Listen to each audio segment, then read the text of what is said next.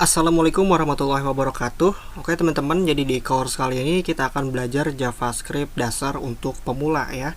Nah, ini adalah hasil akhir ketika kalian mengikuti course ini secara penuh. Kita membuat sebuah latihan project yaitu kalkulator sederhana. Contoh di sini gua akan memasukkan angka pertama 20, lalu untuk operasinya gua akan tambah dengan 5. Kita kirim.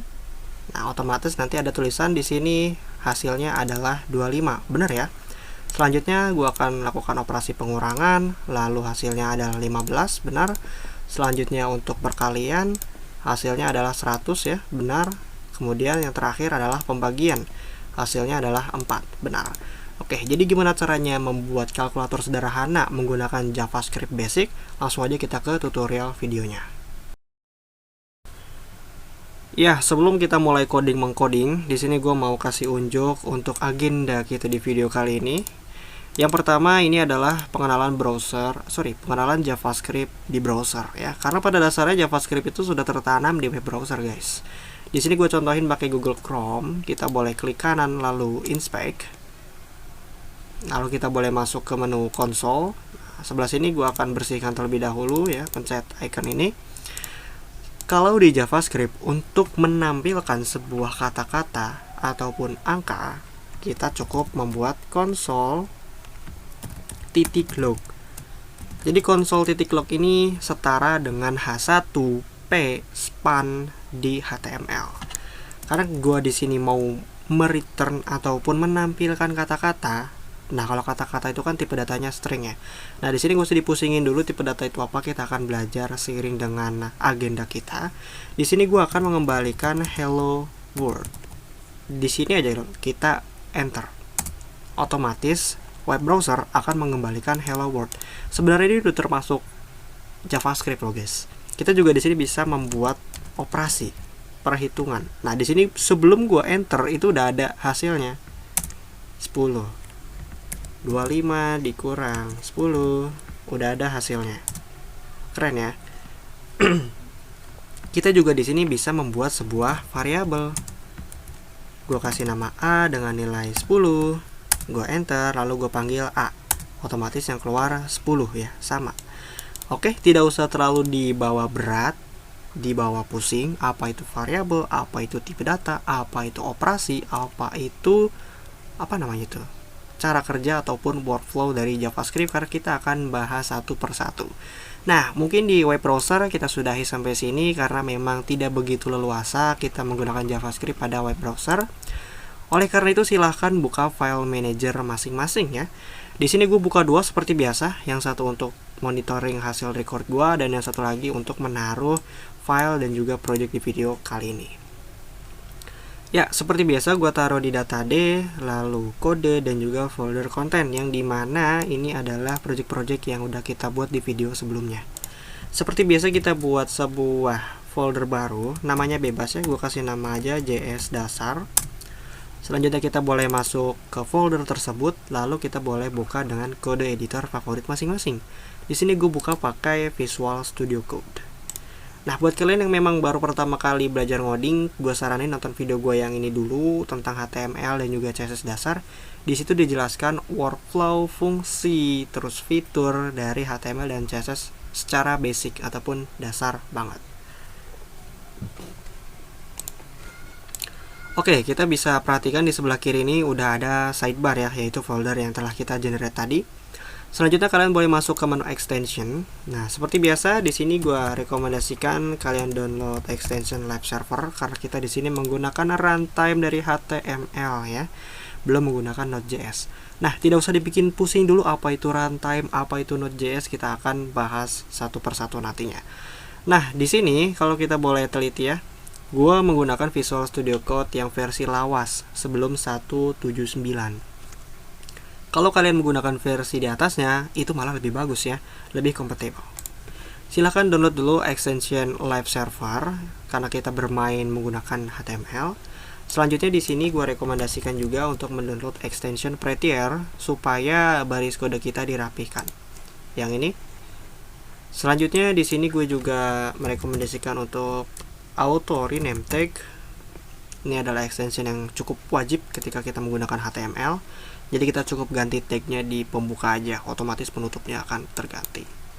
Selanjutnya di sini gue rekomendasikan, ini sebenarnya opsional sih, lebih ke arah bikin kode kita ataupun Visual Studio Code kita semakin menarik. Kalau ada error dikasih tahu, kalau ada warning dikasih tahu. Selanjutnya kita boleh buka kembali project kita sebelah sini, dan gue akan generate sebuah file dengan extension HTML. Gue kasih nama index.html. Untuk namanya sendiri bebas ya, gue kasih nama aja index seperti biasa. Kita generate sebuah base template HTML dulu dengan tanda seru lalu enter seperti biasa. Gue akan ubah titelnya jadi JS dasar. Nah, kita akan bermain pada body seperti biasa ya.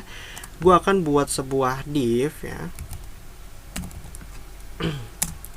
dengan ID root ataupun kita kasih di sini title ya. Gini aja dulu. Selanjutnya kita running menggunakan live server yang udah kita download tadi. Nah, bisa diperhatikan sebelah sini di pojok kanan bawah ya, ada tulisan go live, tinggal dipencet aja. Otomatis akan dibukakan default web browser milik kita. Nah, di sini sudah running ya, gua akan kecilin dulu supaya kita lebih enak lagi dari sisi belajarnya. Oke, kiranya segini cukup. Nah, di sini ada tulisan bahwa HTML kita sudah running di port 5500. Benar ya, 5500 sebelah sini. Oke, di sini gue sembunyikan dulu sidebarnya. Ya, jadi dalam menulis HTML pun, dalam menulis JavaScript pun ada beberapa cara guys. Nah, cara yang pertama yaitu di dalam HTML itu sendiri. Nah, jadi ini mirip-mirip sama kayak CSS ya. Kalau CSS bisa ditulis di dalam HTML sendiri, lalu bisa dipisah, JavaScript pun begitu. Kita mulai dengan di dalam HTML-nya itu sendiri. Sebentar, gue cek dulu, aman. Yang pertama, kita perlu memanggil TypeScript ya. Lalu di sini contoh gue mau mereturn ataupun menampilkan sebuah kata hello world from JS.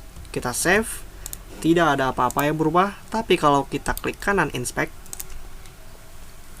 lalu kita pergi ke menu console, otomatis ada tulisannya hello from JS. Jadi JavaScript itu ketika kita mereturn, dia akan tampil ke bagian belakangnya, gitu ya, belum ke bagian depannya. Nah, selanjutnya di sini gua akan menunjukkan kepada kalian gimana cara kita menjalankan JavaScript di file yang terpisah ya. So, jadi di sini gua hapus saja ya. Kita panggil script dengan src. Nah, di sini gua mau buat sebuah file dengan nama script.js, namanya bebas ya. Ini gue kasih nama aja script.js. Kita boleh save. Nah, di sini nggak apa-apa error karena kita belum generate file tersebut. Nah, selanjutnya kita generate sebelah sini, kita buat script.js. Oke, script.js. Oke, otomatis errornya hilang. Gitu ya. Nah, selanjutnya di sini kita konsol lagi aja deh. console.log hello from JS file. Oke, kita save. Oke, otomatis sudah ada di sini, itu tandanya sudah terkoneksi ya antara file HTML dan juga JavaScript kita. Keren. Selanjutnya di sini kita balik lagi ke agenda, kita akan belajar mengenai variabel. Oke, di sini cetak konsol udah ya, aturan di sini cetak konsol adanya di sebelum variabel, tapi tidak masalah. Kita boleh kembali ke JavaScript-nya. Nah, di sini gue akan buat sebuah variabel ya. Jadi variabel itu apa? Variabel itu adalah sebuah tempat untuk menyimpan data secara sementara gitu. Jadi dia itu nggak permanen, sementara ya. Contoh, untuk membuat sebuah variabel di JavaScript itu bisa beberapa cara, yaitu kita dengan memanggil cons ya, lalu var, dan juga let. Jadi ada tiga ya, ada tiga cara kalau kita mau membuat sebuah variabel. Nah, perbedaannya apa aja bang? Nah, jadi gini, coba gue gedein dulu, mungkin ini terlalu kecil ya untuk fontnya. Oke, sip. Jadi kalau cons itu singkatan dari konstanta, yaitu untuk value-nya ataupun nilainya itu tidak bisa diganti. Kalau kita sudah memberikan nilai A, maka konstanta tersebut akan bernilai A terus, dia nggak bisa diganti. Kalau dia diganti nilainya, maka akan error. Lalu var ini adalah sama halnya dengan cons, namun var ini sudah tidak direkomendasikan. Karena apa? Sudah usang ataupun sudah tua, gitu ya. Ataupun gue waktu itu pernah lihat ada beberapa kecelakaan dari segi datanya itu sendiri ya, ketika menggunakan var. Jadi di sini gue hapus saja. Nah, lalu let ini kebalikannya cons. Let ini datanya bisa kita ubah-ubah. Kalau semisal value pertama kita berikan nilai A, kita bisa ubah menjadi A, lalu B, C, D, E, F, G, H. Nah, itu bisa menggunakan let. Oke, di sini langsung gua contohin aja. Cons kita panggil dulu bahwa kita membuat sebuah variabel konstanta nih. Lalu diikuti dengan nama variabel tersebut. Contoh di sini gua kasih aja halo. Sama dengan di sini baru kita kasih nilainya. Halo, gini ya. Ini kita save. Nggak akan terjadi apa-apa karena kita belum print. Di sini gue jelasin, kita memanggil sebuah tag cons untuk membuat sebuah variabel, lalu diikuti nama variabel itu sendiri, dan ini adalah nilainya. Nilainya kita isi halo. Jadi variabel halo ini isinya adalah string halo.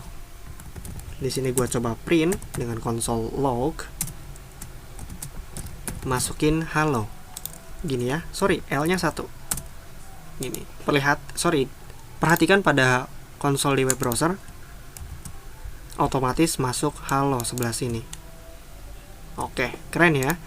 Nah, kalau cons ini, tadi kan gue bilang nggak bisa diganti ya. Nah, coba kita buktikan. Halo sama dengan gue mau ganti jadi punten, gitu ya.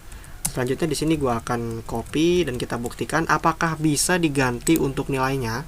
Jadi kalau kita mau mengganti nilai, semudah kita panggil variabelnya lalu nilai yang baru ya. Di sini gue save, lihat pada konsol browser, dia akan error, nggak bisa, karena sebuah konstanta itu memiliki value yang fix ataupun tetap, gitu ya. Di sini gue coba untuk komentar dengan menggunakan Ctrl/. Selanjutnya kita akan belajar tentang let. Selanjutnya seperti biasa untuk formatnya kita panggil let, lalu nama dari variabel tersebut. Contoh di sini gue panggil halo lagi dengan nilai hello. Kita konsol titik log halo. Oke, di sini kita boleh save. Muncul ya hello di sebelah sini. Di sini gue hide dulu deh. Oke, keren ya. Selanjutnya, gue akan ubah untuk nilainya. Gue akan ubah menjadi punten. Sini gue copy. Nah, lihat pada bagian konsol di web browser apa yang terjadi.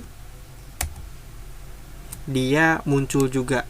Ini adalah data sebelum kita update dan ini adalah data sesudah kita update. Jadi seperti itu ya penggunaan cons dan juga let ketika kita membuat variabel pada JavaScript. Coba kita lihat lagi agenda kita. Oke, mantap. Selanjutnya kita akan mencoba untuk menampilkan teks ke web browser. Nah, kalau di konsol itu ada di belakang, kita akan tampilkan ke sisi HTML-nya sebelah sini di depan ya. Itu gampang aja. Hal yang pertama perlu kita lakukan, di sini gua coba komentarin dulu supaya nggak masuk. Oke, udah bersih. Kita boleh kembali ke HTML kita dan perhatikan di sini kita telah membuat div dengan ID title. Kita akan ambil elemen HTML ini dan kita akan edit di JavaScript. Oke, caranya gampang aja. Di sini kita buat sebuah variabel dulu yang bernama title ya, judul. Bebas sebenarnya nama variabelnya, tapi di sini gue samain aja dengan ID yang ada di HTML. Oke, lalu kita panggil document.getElementById seperti ini. Lalu kita ambil ID yang ada di HTML, title.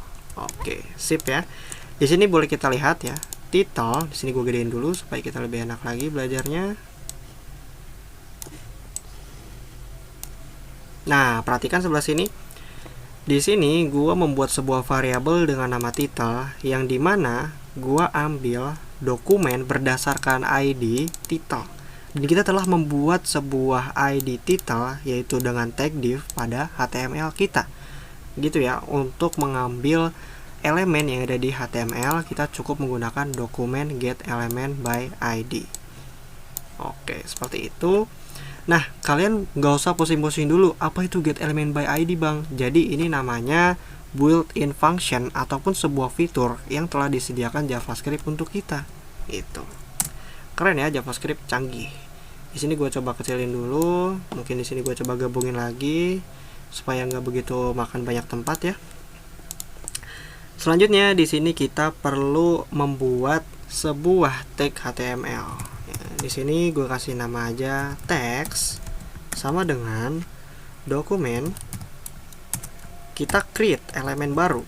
Create elemen. Di sini gue akan mengenerate sebuah tag P yang ada di HTML.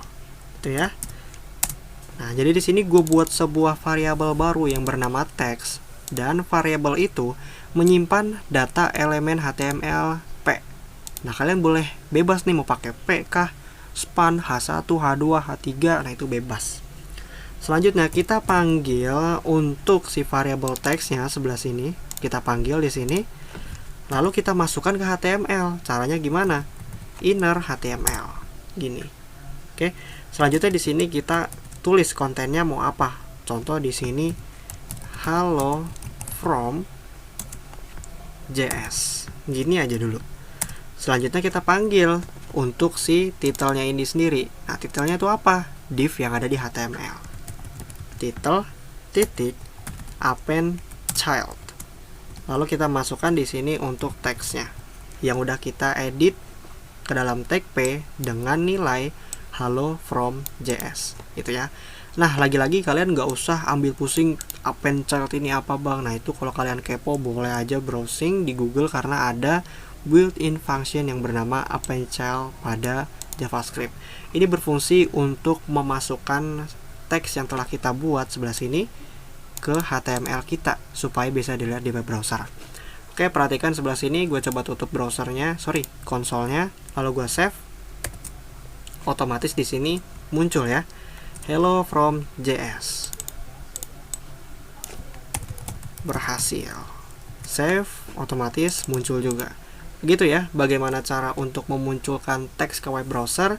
Kita ambil dulu elemen yang ada di HTML menggunakan ID, menggunakan kelas juga bisa. Selanjutnya kita generate elemen baru di sini, ya, create elemen. Di sini gue pakai elemen P. Nah, kalau kalian mau pakai H1 juga boleh. Di sini gue contohin pakai H1, gue save, otomatis dia besar karena H1 itu paling besar. Selanjutnya kita masukkan nih dalam H1 ini kita mau kasih apa sih teksnya? Berhasil gitu, contoh. Nah, di sini otomatis akan mereturn berhasil. Lalu kita masukkan teks tersebut ke dalam div yang udah kita buat di HTML tadi. Otomatis ketika kita running, dia akan menampilkan sama persis. Seperti itu ya, gimana cara menampilkan teks ke web browser menggunakan JavaScript. Oke, kita boleh lihat dulu agendanya. Selanjutnya kita akan belajar function. Jadi function itu adalah sebuah logic untuk menyelesaikan suatu masalah. Oke, sesimpel itu untuk pengertiannya, jangan diambil pusing. Di sini gue coba komentarin. Atau enggak di sini gua kasih aja JS materi, JS dasar. Oke. Sip, di sini adalah materi JS dasar, gua coba kecilin. Oke, keren. Selanjutnya untuk membuat sebuah function, kita panggil function. Lalu nama functionnya, ya. Yaitu contoh di sini gua mau menampilkan teks terlebih dahulu deh ya ke dalam konsol. Show text. Ini lalu seperti ini. Jadi ini adalah sebuah sebuah komponen untuk membuat function. Kita panggil dulu functionnya, lalu kita berikan nama. Di sini contoh nama functionnya gue kasih nama aja show text. Lalu kurung buka kurung tutup ini gunanya untuk memberikan argumen ataupun data supaya bisa dikonsumsi ataupun dipakai oleh function tersebut. Nah, kalau untuk kurawannya sendiri itu cuma membatasi bahwa ini adalah area function A, ini adalah area function show text. Seperti itu ya. Contoh di sini untuk argumennya gua akan kasih text ya. Lalu di sini gua akan console.log text gitu ya. Jadi di sini ketika kita memanggil function ataupun kita menggunakan function show text dengan argumen text, maka function ini memerlukan data untuk bisa menjalankan function tersebut. Oke, jangan terlalu diambil pusing. Di sini langsung kita panggil aja functionnya supaya kita bisa melihat kegunaan langsung. Lalu di sini kita tambahkan apa yang mau kita return, ya. Contoh di sini hello from function, gini ya. Jadi di sini gunanya argumen adalah untuk menyimpan data sementara. Nah, di sini kita kan menambahkan sebuah string ataupun kata-kata ya ke dalam function tersebut. Otomatis kata ini akan ditangkap oleh argumen teks, disimpan ke dalamnya.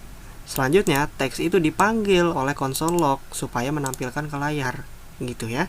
Contoh di sini gue akan buka konsolnya lagi.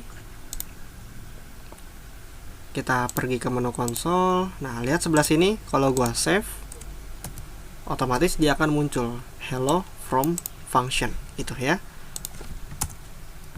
Berhasil. Oke, muncul juga hello from function, berhasil.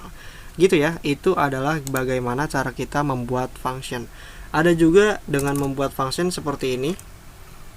Kita deklarasikan dulu variabel, lalu nama functionnya. Show, apa ya? Bukan show deh. Testing.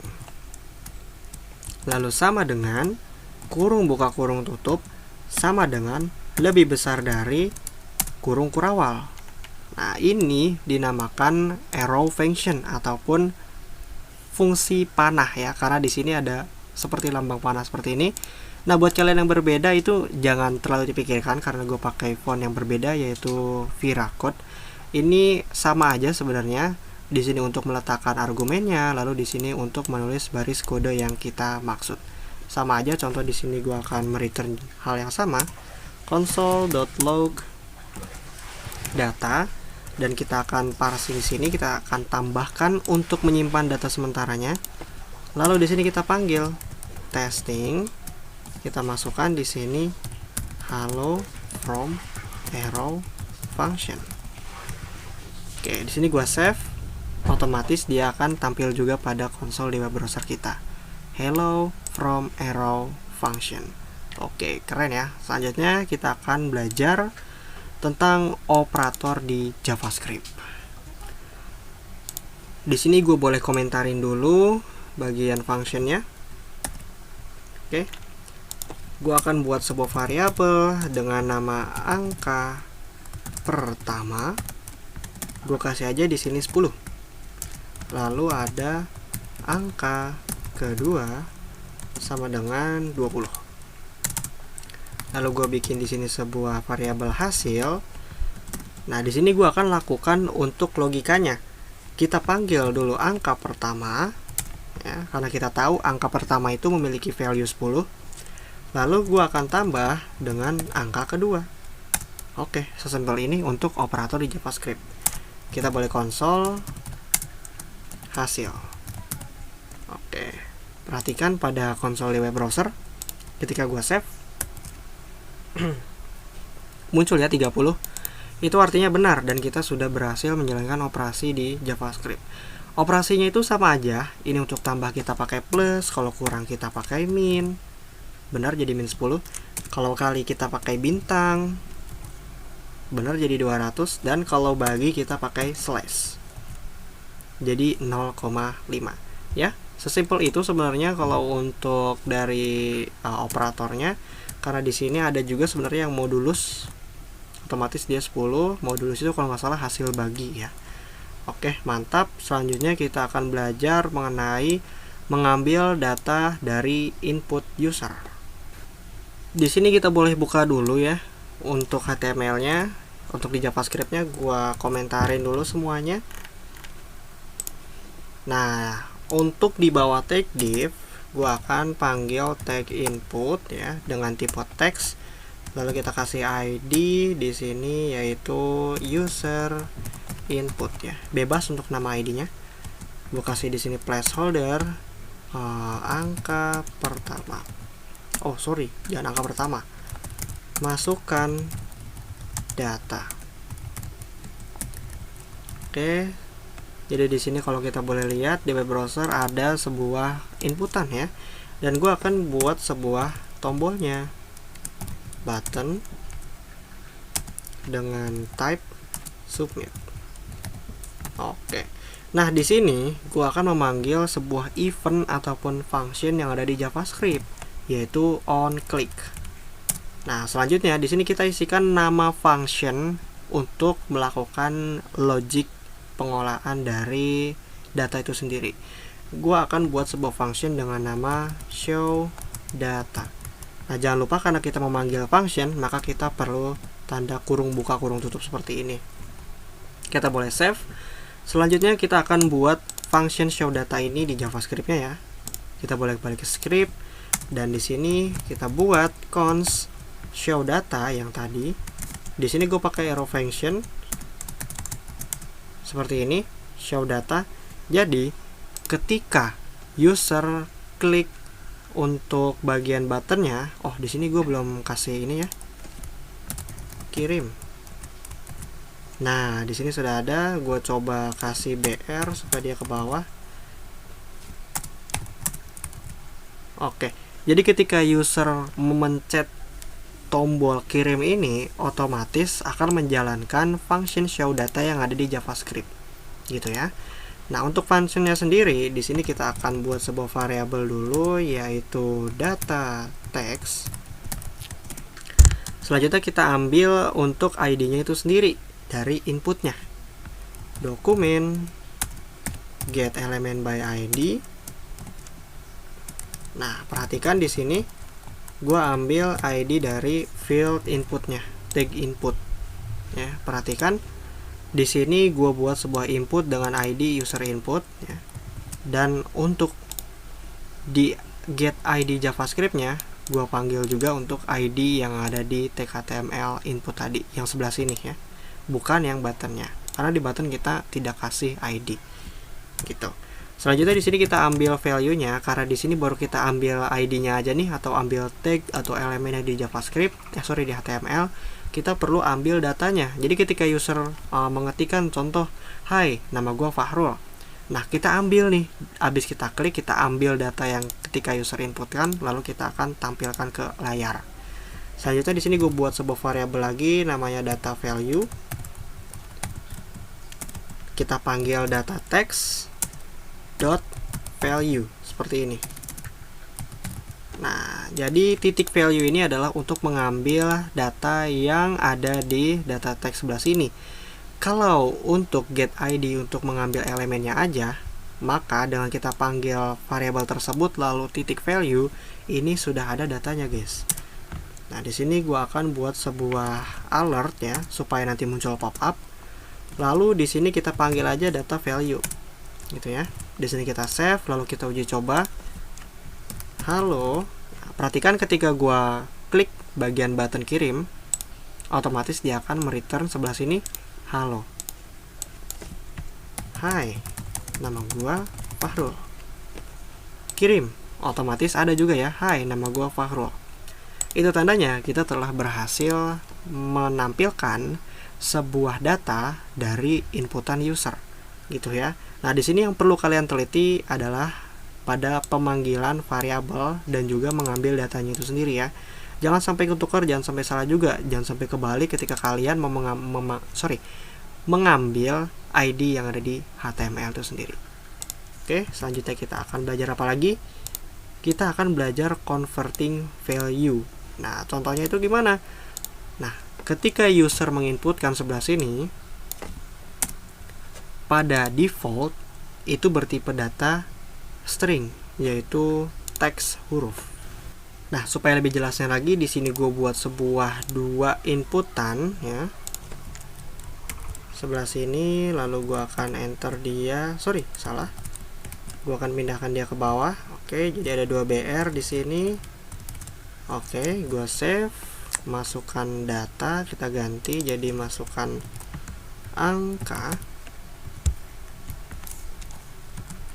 1 pertama,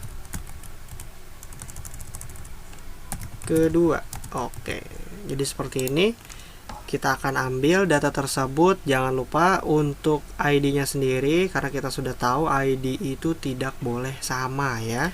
Nah, kita tambahkan di sini input 1 dan ini input 2 supaya mencegah tabrakan data itu sendiri.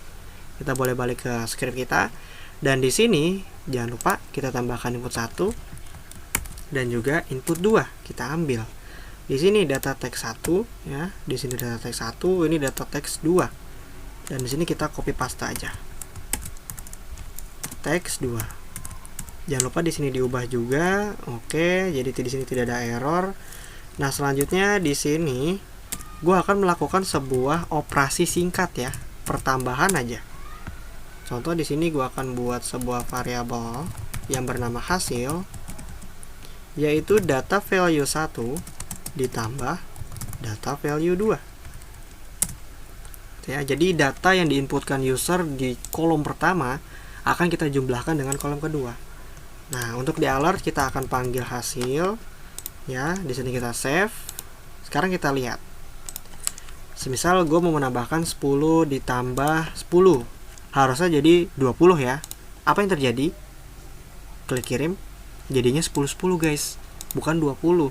Jadi dia itu ngebacanya string. Nah, contoh di sini gue kasih Fahrul. Di sini Rizky. Kirim. Jadinya Fahrul Rizky. Digabung sama dia. Oleh karena itu, kita perlu mengkonversi dari string ataupun teks menuju integer, yaitu angka, tipe data angka. Nah, di sini ya, kita kasih kurung buka kurung tutup, lalu kita panggil parse in seperti ini. Parse in, kita masukkan data tersebut ke dalamnya. Otomatis dia akan mengonversi dari string menuju integer. Parse in. Kita boleh save dan kita lihat 10 ditambah 10. Kirim. Jadi 20. Contoh di sini gua mau 200 ditambah berapa ya? 450. Oke, otomatis dia akan ditambah, bukan digabung lagi ya.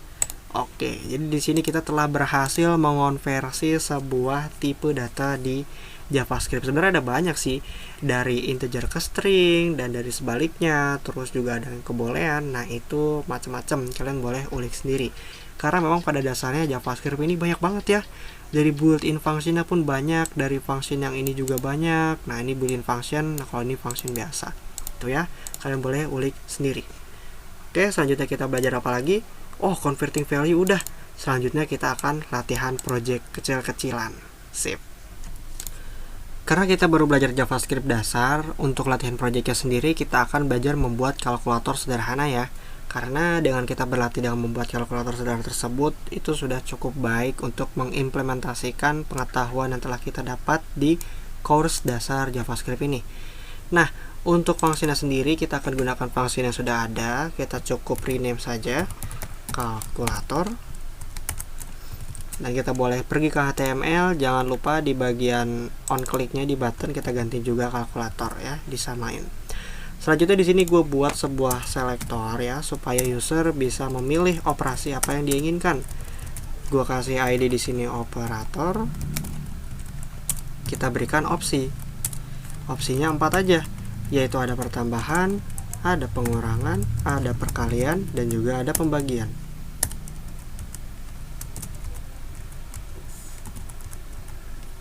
Oke, seperti ini saja. Dari sini akan gua kasih sebuah space sedikit. Selanjutnya, kita akan panggil operator ini di JavaScript kita ya. Kita boleh buka JavaScript-nya, kita panggil ID-nya. Sini gua copy paste aja. Untuk copy paste gampang, tinggal Alt, Shift, dan tombol panah bawah. Operator. Lalu gua akan simpan ke dalam variabel operator. Kemudian di sini gue akan ambil value-nya.